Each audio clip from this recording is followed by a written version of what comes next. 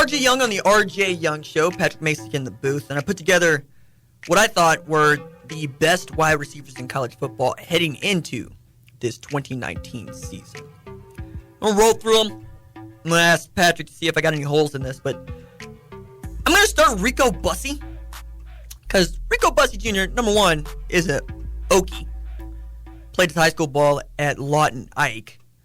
And is going into a senior season where he already ranks 5th in program history at North Texas in career receiving touchdowns with 20. And he's 5th in career 100-yard receiving games with 8. He's also had 68 catches for over 1,000 yards, 12 TDs, 12 games last year. And he's going to have 4 years with Mason Fine. And I think that's really one of the things that I was looking at. Let's put together this list. Is a wide receiver is dependent on how good his quarterback is. So you can't be a great wide receiver without at least a decent quarterback. So there are a couple guys that I was going, I got a hard time putting you on the list because your quarterback just isn't that good. Rondell Moore is on this list now, but will he be on this list next year? Because I don't know what he's going to have at quarterback. That's the guy that had 114 catches, 1,258 yards, receiving 12 touchdowns. And yeah, he was a 5-star, and Jeff Brom was so very happy to get him because he had over 2,000 all-purpose yards as a, I think it was as his senior year. No, that was his freshman year at Purdue, excuse me. And also, it was an All-American, so that helps. 7 career 100-yard receiving games. I should have remembered Rondell Moore had that many yards from scrimmage because he was on my college football fantasy team last year, for which I had narrowly got beat out by the mathematician Blinken Riley. Just kind of destroyed us all. Oh, man, I'm going to do that again. College football money leagues are fun, but man, when you're playing against a dude that actually uses linear regression analysis to come up with statistics, you're probably just playing for fun at that instance. Jerry Jeudy, also on this list, 68 catches, 1,300 yards, 14 touchdowns. He's more on this list because of what Tua Tagovailoa can do, and yes, he won the Biletnikoff Award. I had an issue with that because I thought there were at least 2 other guys that could have won that award, one of which is another guy on this list, Tylan Wallace, Oklahoma State. 86 catches, 1,491 yards, 12 touchdowns. He will be a huge part of what Oklahoma State does this year, no matter who the quarterback is. But that's also working against him. I don't know. I expect this dude to be better than Taylor Cornelius, whomever it is. And that's going to bode well, but will that mean that he's not going to be so dependent on Tylan Wallace catching passes, to say nothing of what Tyron Johnson was able to do out there last year and what they're going to have out there this year? Then CeeDee Lamb, of course, 65 catches, 1,100 yards. He's going to have a better season this year because he's going to be the number one option. Hollywood Brown was still the number one option in Oklahoma, as hard as that is for people to really hold on to even now. Because, CeeDee might be the most capable wide receiver headed to the NFL that Oklahoma has ever produced. And all you got to really do is take a look at his physical makeup and his ability to compete for jump balls to make that. And then I got 2 Clemson wide receivers on this list, and Justyn Ross and T. Higgins. Justyn Ross on this list because he's just that fast and he's just that good, 6'4". He averaged about 22 yards per catch last year, but he only had 46 and right at 1,000 yards. And also, you got that national championship ring. But the guy I got at the top of the list, the guy that I was most excited about, and the guy that I really want to watch play a little of the flanker this year is Laviska Shenault Jr. Dude out of Colorado, 86 catches, 1,000 yards, 6 touchdowns, 5 rushing TDs. They will line that dude up all over the field for Colorado this year. 6'2", 220 pounds. He's going to be a sub 4.4, 40-yard guy. All he has to do is show his ability to snatch balls, like against press coverage, do a little bit more of that, instead of just taking people deep off the snap. He's going to bully Pac-12 defensive backs. It's going to happen. He's going to be much more of their offense than any other wide receiver in any other college football team. Just 100. Mark it down.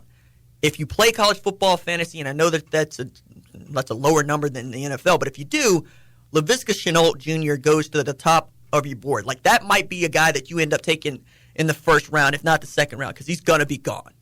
He does so much for Colorado, and right now, I would take him ahead of all but maybe 2 dudes. But even then, I'm going, depending on what kind of system that I want to run in the NFL, he might be my first pick as a wide receiver off the board, ahead of CeeDee Lamb, ahead of Tylan Wallace, ahead of Jeudy, ahead of T. Higgins, Justyn Ross, anybody else that might be eligible. I really love his game. Patrick, what you got? I was trying again. When you say best wide receiver, I mean that has a lot of different areas, but most talented guys who might put up a lot of numbers, who will be productive. That doesn't always mean they're the best. I would say that guys that I would add maybe that you didn't mention a few. I've always been a big Denzel Mims guy at Baylor. Again, a big receiver. He's got an offense that's going to throw it a bunch. He's got a good quarterback to throw him the football. Feels like he's been in school for 10 years, It is. I'll say it's interesting. He took a little bit of a dip in production last season. But that, again, that's a guy who physically looks the part. Again, plays in the offense that will be productive. Has a good quarterback, all the things that I said. Another guy, again, who I've seen play a few times, who I think is a nice player, Tyler Johnson. He's with Minnesota. We know that P.J. Fleck throws the football a ton. He caught a bunch of balls last year. And Minnesota's not a team you think about. He had 12 touchdowns for the Golden Gophers, so that's a guy. And again, this is just my personal bias, a guy who I think is going to have a big year and in turns get drafted. His name is Donovan People-Jones. Hey, are they going to throw him the ball this year? Well, yes, they are. Okay. Well, because they have an offense that's going to throw it a bunch. I was going to say, like that was the thing. You're watching him rot out there. When he was a true freshman, he played every game, okay? When I say literally he was the only receiver, there was a bunch of formations where he was the only wide receiver on the field. They'd have 2 tight ends and 2 backs. Yeah. And he'd be the only wide receiver. Yeah. Caught a bunch of touchdowns. Not a high-volume guy last year. Caught a lot of touchdowns, but immensely talented. And, again, with the new offense Michigan runs, I think he'll catch a lot of balls this year. Well, I think those are all good picks. I mean, you pulling Tyler Johnson out, I was going, man, that man. Well, I've watched. I was about to say you watch a lot of Big Ten football. Yeah, yeah. Like you, yeah. I got to really pick my spots with Big Ten football, man. I'm not going to pull Minnesota out. And again, I've seen him play, and I knew that he's a guy that all Big Ten and a guy who he catches a bunch of. And again, when you look at some of these offenses, guys will have big numbers. You don't know what that translates to talent. I mean, obviously the guy can play. Like I look at Denzel Mims, who. He doesn't have his catch. I think he caught 50-some balls last year. 55 catches last year. Not a huge season. The year before, he had 61 catches for just over 1,000 yards.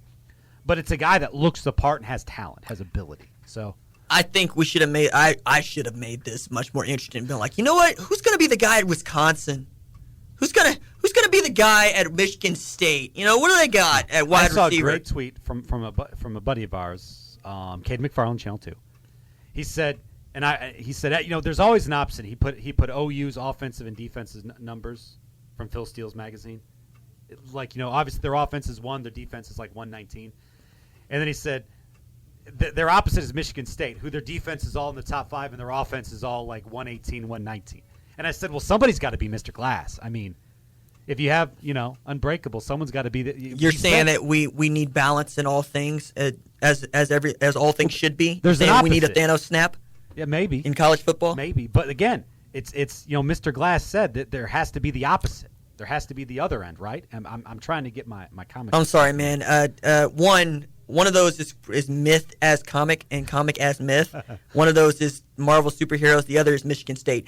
But your point is well taken, and I do appreciate that. Yeah. I'm on to the Woo Assassins right now. I'm almost done with it. But my point is that there is nobody on Michigan State's offense who will be mentioned. So yeah, I mean that's what made it fun, right? You're going, oh my God, who are they? So you're looking at TU and you're going, oh, your defensive back's gonna have a day off, and then one guy's gonna go for 125 on 6 catches. You're gonna be like, oh no, and I think that's also one of the things that gets you mentioned Caden. He had this tweet out about what Michigan State had done in the last few years because I think he's been on Michigan State watch for a month now. Mm-hmm. He's there with the stats about them.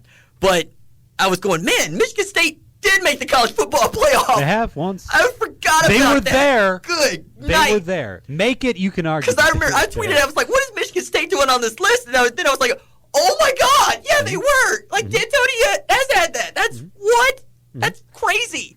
Because I don't think of Michigan. I know you think of Michigan State differently. No, it's a nice program.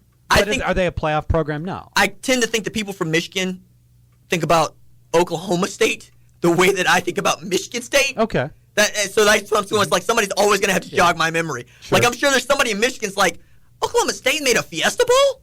Yeah. When did I miss that? Yeah, that happened. You know, they were ranked 3rd in the country?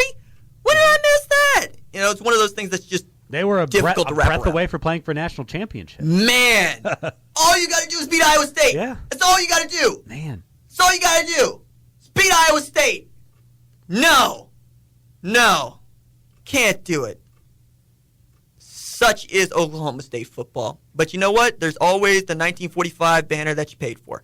And the Barry Sanders statue that still does not exist. I think that's a good place to leave the show. Yeah, right there. Let's leave it right there. Thanks for joining us. It's always fun. We'll be back on Monday, 9 a.m. right here. You're listening to the RJ Young Show on Your Sports, the sports animal. The RJ Young Show. Are you probably talking to yourself in a mirror? On the Sports Animal.